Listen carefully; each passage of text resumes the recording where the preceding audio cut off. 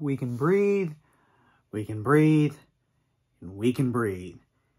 Because the losing streak is finally over. Thank goodness. And with that said, here's the review.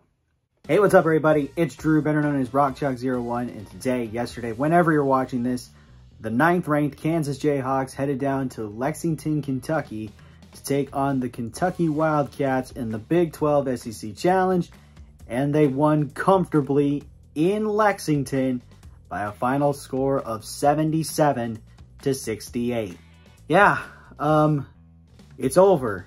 After struggling these last 3 games to get a win, we needed to go out of conference to get a victory. And with this team being undersized, we don't have any length whatsoever. Kentucky is more athletic. They have a better bench. KU managed to pull out some insane stops and escape and come out, well, not escape, but come out with a victory, and a confident victory, I should say. And I mean, what can I say? There's a lot of good things that happened in this game. However, there were some nitpicks that I want to point out that were bad. So with that being said, for those of you who do not know, I give positives and negatives about the game, give a player the game, and a player who needs to improve. Without further ado, let's do it. All right, positives. KU shooting in the second half, more or less, was incredible, as KU shot 50% from the field and 45% from 3. But the entire game, KU shooting numbers in total was better and improving, as KU finished the game shooting 49% from the field, 38% from 3, and 90% from the free throw line. I will say our free throw percentage is vastly improving, so that's great. But the 3-point shooting is now gradually moving back to normal, to the 40s, to the low 40s is where we normally shoot.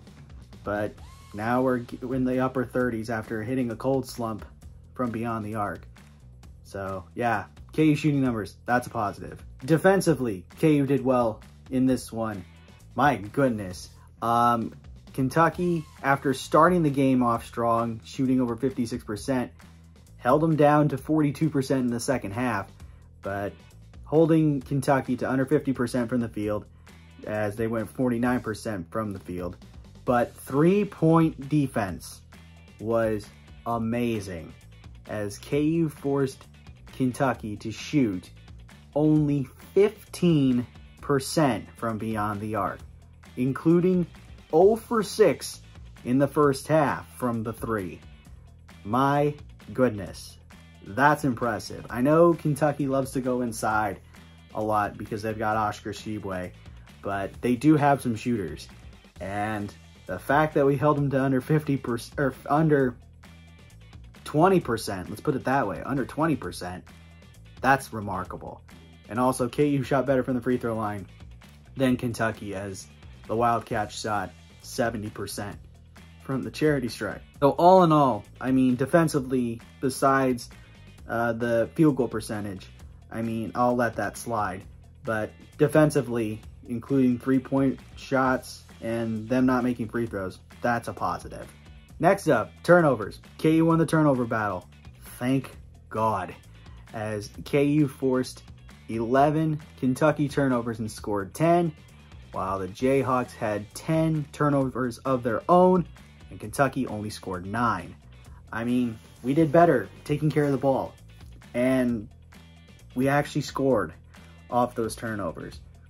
Really could have scored more off of them, but hey, we won the turnover battle. We got the points off turnovers. I'm a pretty happy lad, so that's a positive. Rebounding is a huge positive, and this was a huge factor for us, as KU won the rebounding battle 34-29 over the Wildcats. And with Kentucky's size, that's really impressive. I mean, if you take away KU's offensive rebounds, KU would eventually lose this thing by 3. But Wow. I am truly shocked that KU won the rebounding battle. In fact, offensively, KU won that rebounding battle 8-4. That's impressive. Holding Kentucky to 4 offensive rebounds this entire game is nuts. With their size, with Sheway, with Toppin, Livingston, I just don't know. I'm like in shock how we out-rebounded them. But that's great. So, yeah, rebounds. That's a positive. And the final couple positives are the nitpick positives. Is KU won the points in the paint battle 40-38, which that surprises me. And second chance points. KU won that 11-0. They had no second chance points in this game. Kentucky did. Wow. I just... that mind boggles me. How well we did making sure that they didn't get any second chances. So, yeah. All that said, those are my positives. Negatives. There isn't very many negatives. I mean, you could consider the first half shooting, but I'm not. My first negative and my real true negative is just fouls. I mean, we got into foul trouble with a few guys as KU was given 18 personal fouls and Kentucky was only given 14. I mean, it's better than what we've seen, but geez, we gotta do better holding our ground, making sure we're not reaching, and making boneheaded decisions on defense and sometimes offense as well. Yeah, because we're going back into conference play in just a short amount of time, and with those teams wanting to draw fouls on us and get our guys into foul trouble, it's going to cost us. So, got to maintain that. So, unfortunately, fouls is a negative. And the final two negatives are just nitpicks, as Kentucky won the fast break point battle 10-4 and bench points 12-6, which we finally got some good things out of our bench. Thank God. As guys stepped up, they scored and made plays. So, but unfortunately, they didn't outscore Kentucky's bench. So, yeah, that's a negative. But yeah, with all that said, not very many negatives. All right, player of the game. It's really tough in this situation, but got to give honorable mentions. First up, DeJuan Harris. After saying that he was my player who needs to improve, he finally did some good things. Finished with 8 points, 8 assists, along with a rebound in 37 minutes. Shot 3 of 8 from the field and 2 for 4 from beyond the arc. I'll give him that. That's a good game for DeJuan. The other guy, give honorable mention to, Grady Dick. 13 points, 5 rebounds, 2 assists, 2 steals in 33 minutes. But he had a real cold shooting night, going 4 of 11 from the field, 1 of 5 from 3, and 4 for 4 from the free throw line. Yeah, I mean, he played well, but he just struggled shooting. So unfortunately, he's not going to get it. Another guy, Kevin McCullough, finished with a double-double, but also had a cold shooting night. 11 points, 12 rebounds, 2 assists, 2 steals, a block in 34 minutes. He shot 4 of 10 from the field, 1 of 2 from 3, and 2 for 3 from the free throw line. So if it wasn't for the cold shooting night, good chance he was going to get it. And the other honorable mention, KJ Adams. Thank the Lord he scored in double figures and played well against Sheway and defensively against Sheway. KJ finished with 17 points, 2 rebounds, 3 assists, and 2 steals in 25 minutes. Shot 8 of 10 from the field and went 1 for 1 from the free throw line. But one of them stands out above the rest, and that is, of course, our midseason All-American, and that is Jalen Wilson. Why not? Because he was a stud. Jalen finished with 22 points, 8 rebounds, 2 assists, 2 steals in 39 minutes. He was 9 of 18 from the field, 2 of 3 from beyond the arc, and 2 for 2 from the free throw line. Wow. Near perfect, I would say in my mind. Near perfect. 50% from the field, 67% from 3, 100% from the free throw line. You get 22 and 8, along with 2 assists and 2 steals. That's All-American numbers for me. And that's incredible. So, yeah, there was no question. And it was a landslide that Jalen Wilson is my player of the game.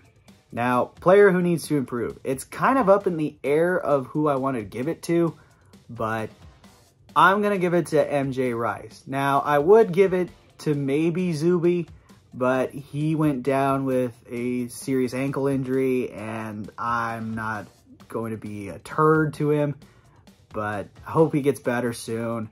But for this, I'm going to say MJ Rice is my player who needs to improve. No points. In fact, no stats except a block shot in 5 minutes. And went 0 for from the field, going 0 for 2 from the actual field, and 0 for 1 from 3. I mean, the fact that he got minutes is a bonus. But the shooting numbers, he did get a foul. He did end up with a block, I'll give him that. But I don't know. It's nitpicks at this point. I would have gave it to Bobby Pettiford, but I think he had more say as he got an assist and a plus minus a +1.